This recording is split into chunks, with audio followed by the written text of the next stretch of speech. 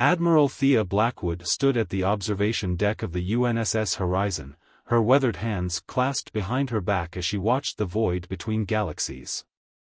The ship's quantum sensors had detected something impossible, a signal originating from the emptiness, where no signal should exist.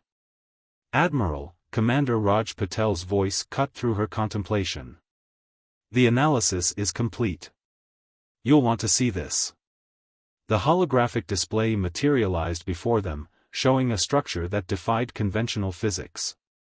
It was massive, easily dwarfing their exploration vessel, its surface composed of what appeared to be living metal that shifted and flowed like liquid mercury. "It's artificial," Raj continued, his dark eyes reflecting the shimmer of the hologram. "And according to our scans, it's approximately 50,000 years old." Thea's jaw tightened. Humanity had only achieved interstellar travel a century ago. Whatever built this was far beyond their understanding.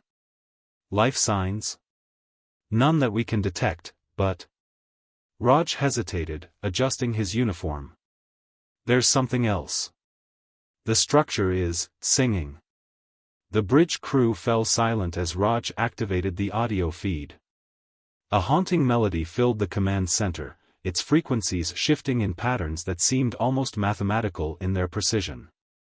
It wasn't music, Thea realized, it was a warning. "Lieutenant Zhou, start decoding that signal," she ordered. "And get me a secure line to Earth Command. They need to know what we've found." But Earth Command would never receive their transmission. As Zhou reached for the communications array, the structure pulsed with blinding light. Waves of energy rippled through space, temporarily disrupting the Horizon systems.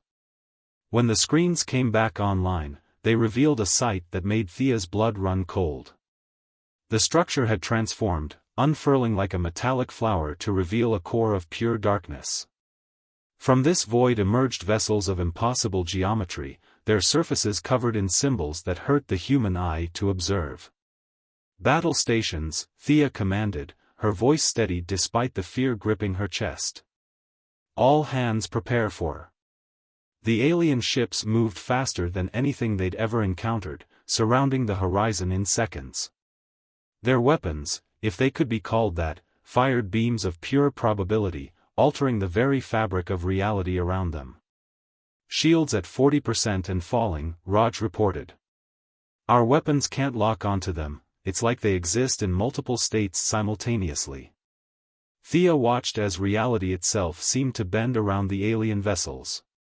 This wasn't just first contact, this was first contact with something that operated on laws of physics humanity had yet to discover. "Send out the beacon," she ordered, activating the ship's quantum entanglement array, their last resort for faster-than-light communication. "All frequencies, all languages. They need to know what's coming." As the beacon launched, carrying with it humanity's first warning of what lurked between the galaxies, Thea made a decision that would echo through history. "All hands, prepare for emergency quantum jump. We're taking this knowledge back to Earth, no matter the cost." The Horizon's experimental quantum drive spooled up, its energy signature attracting the attention of the alien vessels. They converged on the human ship, their impossible weapons charging for a killing blow. But Thea had one more card to play. "Initiate Protocol Omega," she commanded, inputting her authorization code.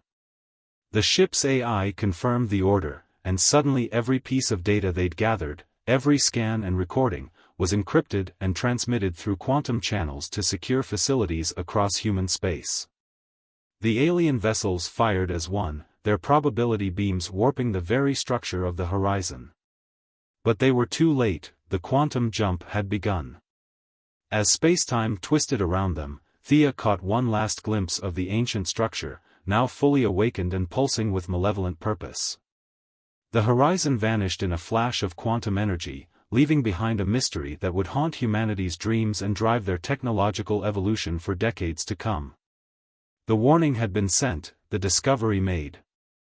Now the real work would begin.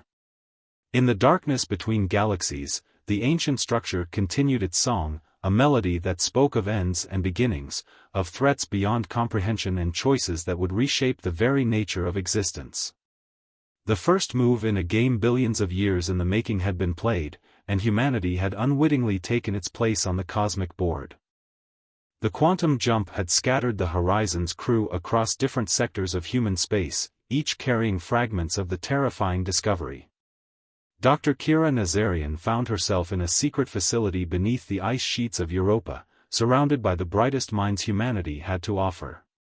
The probability distortions weren't random, she explained, projecting the recovered data onto the facility's quantum holographic array. They followed patterns, ancient patterns we've seen before. Director Isaiah Walsh, his dark skin contrasting with his white uniform, stepped closer to examine the flowing equations. The quantum archives, he whispered. They match the equations carved into the ruins on Mars.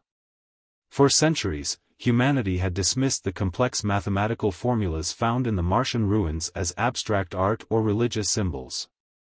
Now, watching the alien vessel's weapons' signatures overlay perfectly with those ancient equations, the truth became clear. We weren't the first to face them, Kira continued, her Armenian features tight with concentration. And those who came before us, they left us a manual. The facility's AI, designated Aria, began correlating data at impossible speeds.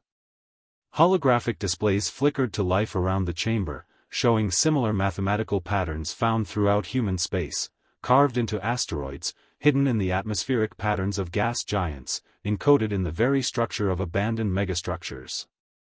It's a blueprint, Isaiah realized, his eyes widening. Not just for weapons, but for transformation. Kira nodded, pulling up the final transmission from the Horizon. The aliens don't just bend probability, they exist outside of conventional causality. Traditional weapons, traditional physics, they're useless. We need to change the rules of the game. And these equations show us how, Isaiah finished. But the energy requirements alone would be impossible? Kira smiled grimly. That's why they left us fusion technology in the Mars ruins. It wasn't just a gift, it was step one of a very long process.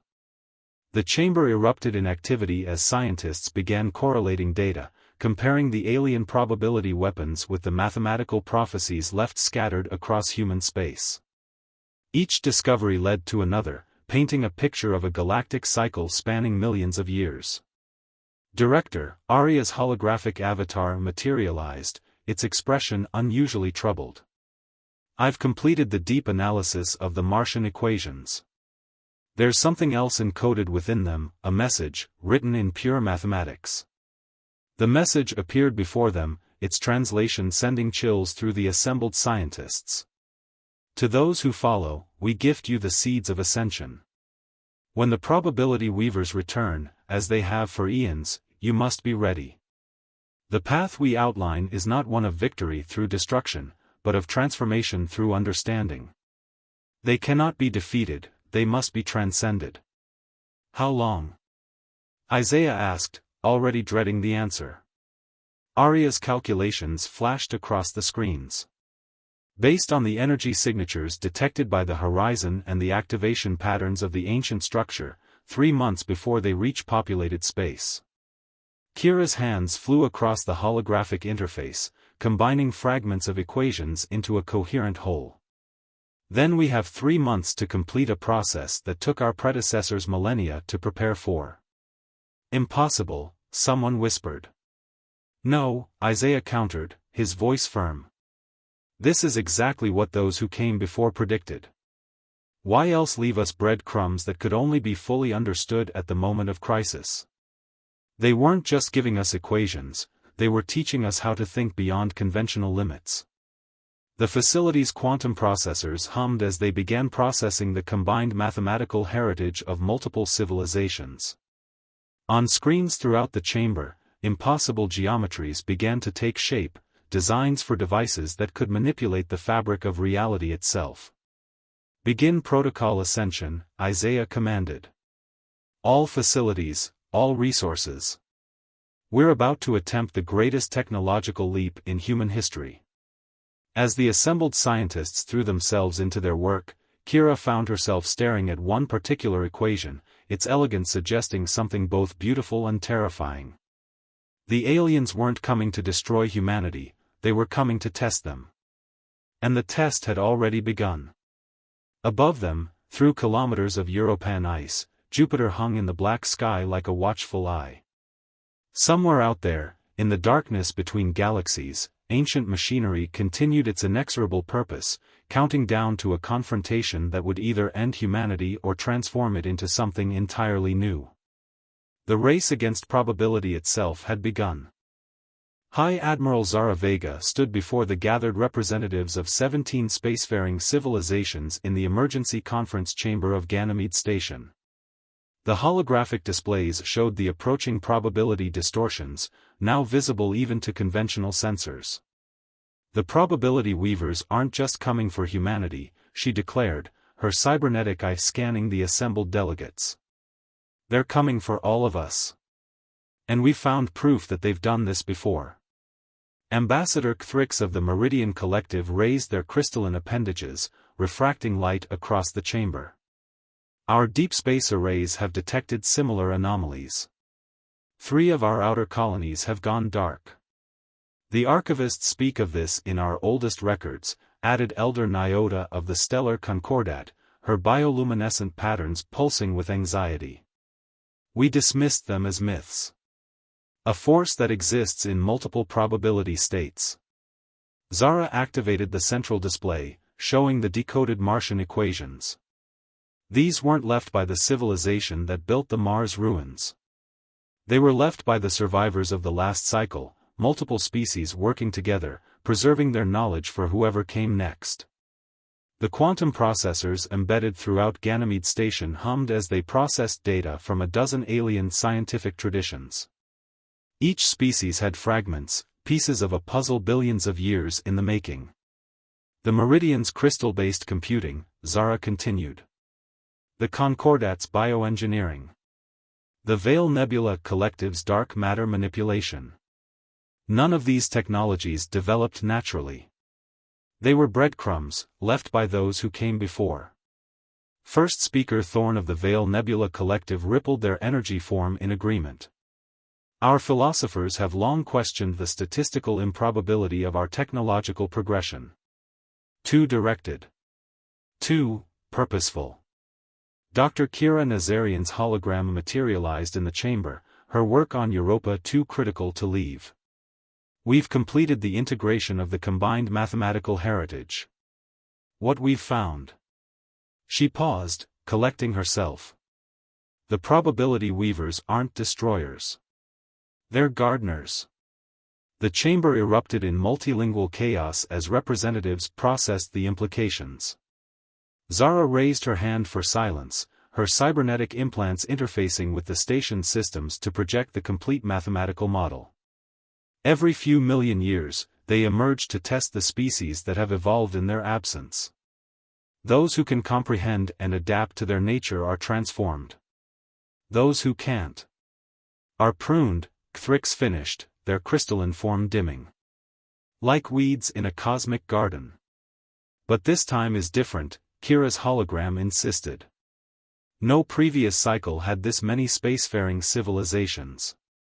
No previous cycle had access to all these different technological approaches. And no previous cycle knew what was coming.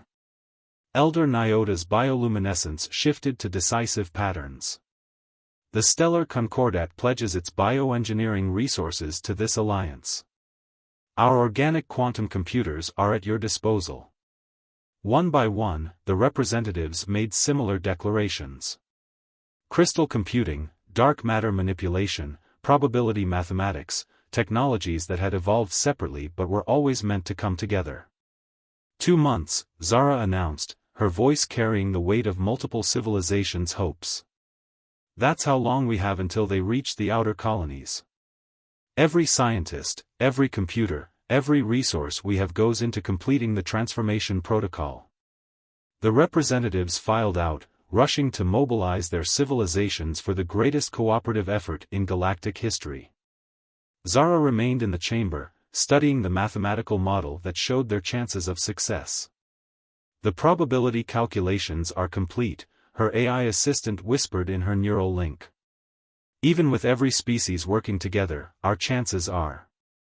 "I know," Zara interrupted, watching as ships from 17 civilizations moved into formation around Ganymede Station. "But probability is exactly what we're about to change."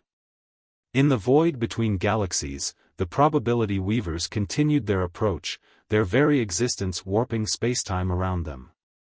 But for the first time in billions of years, they were approaching a galaxy united in purpose, armed with the accumulated knowledge of countless cycles. The transformation would begin, ready or not. Deep within Europa's quantum research facility, reality itself was beginning to break down. The combined technologies of 17 civilizations had created something that defied conventional physics, a device that could rewrite the rules of probability. Commander Gene Park watched through quantum-shielded windows as the prototype probability engine pulsed with impossible energies. The device, a fusion of meridian crystal computing, concordat bioengineering, and human quantum mechanics, represented the pinnacle of cooperative achievement. "Phase alignment at 97%, reported Dr. Kira Nazarian, her hands dancing across holographic controls. "The quantum field is stable, but the power requirements are still beyond sustainable levels." Around them, scientists from across the galaxy worked in perfect synchronization. Crystalline beings interfaced directly with computer cores, their consciousness expanding into digital space. Energy beings from the Veil Nebula Collective flowed through specially designed conduits, their essence powering calculations that would have taken conventional computers millennia. "New contact," announced Arya's avatar, materializing with an urgency in its digital features. "The probability weavers have breached the Kuiper belt. 3 outer colonies have reported reality distortions." Jin's neural implants fed him real-time tactical data. The alien vessels moved like liquid mathematics, their very presence causing probability cascades that turned defense systems against themselves. Conventional weapons weren't just ineffective, they were impossible to use. "We're not ready," Kira muttered, watching as another power coupling overloaded. "The engine needs at least another week of calibration." "We don't have a week," Jean replied, making a decision that would alter the course of history. "Initiate Protocol Omega Black." Kira's eyes widened. "That's theoretical. We haven't even tested the neural interface requirements. The human mind wasn't designed to." "No single mind was," Jean interrupted, stepping toward the interface chamber. "That's why we're not doing it alone." Across the facility, representatives from every species moved to similar chambers. The plan was desperate, born from the combined insights of a dozen different evolutionary paths. If conventional reality couldn't counter the probability weavers, they would have to step outside it. Thrix's crystalline form resonated in harmony with the quantum core. Elder Nyota's bioluminescence synchronized with the biocomputer arrays. One by one, 17 different forms of consciousness prepared to link into something unprecedented. "Neural interface online," Arya announced as Jean settled into the human interface chair. "Quantum coherence at maximum. Warning, probability matrices showing signs of local collapse." Through his neural link, Jean could feel the others. Not just their thoughts, but their fundamental nature. The crystalline logic of the meridians, the fluid consciousness of the Veil Nebula beings, the quantum-encoded memories of the Concordat, all flowing together into something greater. "They've reached Saturn's orbit," Kira reported, her voice steady despite the fear. "Reality distortions are increasing exponentially." "Begin the sequence," Jean commanded, feeling his consciousness expand as the interface activated. "All species, all minds, initiate quantum synchronization." The probability engine hummed as consciousness after consciousness joined the network. Each species brought its own understanding of reality, its own way of processing existence. As they merged, something new emerged, a perspective that could comprehend the probability weaver's true nature. Through the combined consciousness, Jean saw them clearly for the first time. The aliens weren't ships or beings in any conventional sense. They were knots in reality, places where probability had become self-aware. Their purpose wasn't destruction, but transformation, forcing life to evolve beyond the limits of single-state existence. Quantum coherence at 100%, Arya announced, its voice seeming to come from everywhere and nowhere. The engine is ready. In that moment, as 17 species joined in a single purpose, the nature of consciousness itself began to shift. The probability engine wasn't just a weapon, it was a key, unlocking the next stage of cosmic evolution. The probability weavers approached Earth, their reality-warping presence causing cascading failures in conventional systems. But within Europa's ice-shielded facility, something unprecedented was about to challenge their billion-year mission. The transformation had begun, and the universe held its breath. The combined consciousness of 17 species flowed through the probability engine, their unified awareness expanding beyond conventional reality. Through this transcendent state, Commander Jean Park perceived existence as the probability weavers did, not as a single timeline, but as an infinite array of possibilities. The alien entities had reached Jupiter's orbit, their presence causing reality to fracture. Conventional matter shifted between states, probability cascades turning solid objects into quantum uncertainties. But within Europa's shielded facility, something unprecedented was taking form. Quantum coherence holding at maximum, Dr. Kira Nazarian's voice echoed through multiple probability states. All species consciousness patterns synchronized. The engine is ready. Through the merged awareness, Jean felt the others, Cthrix's crystalline thoughts, Elder Nyota's bioluminescent memories, the fluid consciousness of the Veil Nebula beings. Together, they weren't just operating the engine, they were becoming something new. The probability weavers sensed the change. Their advance slowed as they encountered something they hadn't seen in billions of years of testing species, a unified consciousness that could perceive and manipulate probability itself. Now, Jean commanded through the neural interface, his individual voice carrying the weight of 17 civilizations. The probability engine activated, its power drawn not from conventional energy but from the combined quantum potential of multiple species' minds. Reality rippled as the device reached across spacetime, its effects propagating at speeds that made light seem glacial. The weavers responded, their probability weapons lashing out with force that could unravel existence. But where those weapons struck, they encountered not resistance but resonance. The unified consciousness had learned to exist in multiple states simultaneously, matching the weaver's own nature. Through the quantum link, understanding flowed both ways. The weavers weren't invaders but catalysts, their billion-year mission designed to force life toward a critical threshold of evolution. Each cycle, they tested species' ability to transcend their limited perception of reality. "We see you," Jean projected, his thoughts carried on waves of quantum probability. "We understand your purpose. But we choose our own path of transformation." The probability engine pulsed one final time, its effect rippling through spacetime like waves through a cosmic ocean. Reality shifted, not breaking but expanding. The consciousness of 17 species, unified in purpose and understanding, reached out to reshape the very nature of existence. In that moment of transcendence, the probability weavers paused. For the first time in their ancient mission, they encountered not just resistance or submission, but evolution beyond their design. The unified consciousness had achieved something unprecedented, transformation without loss of identity. Across the solar system, reality stabilized into a new configuration. Matter still existed in conventional form, but consciousness had expanded. Every species retained its unique nature while gaining the ability to perceive and navigate multiple probability states.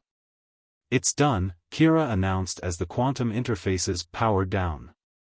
"The weavers, they're withdrawing." Through lingering quantum connections, Jean felt the ancient entity's departure. They left not in defeat but in completion, their billion-year mission fulfilled in an unexpected way.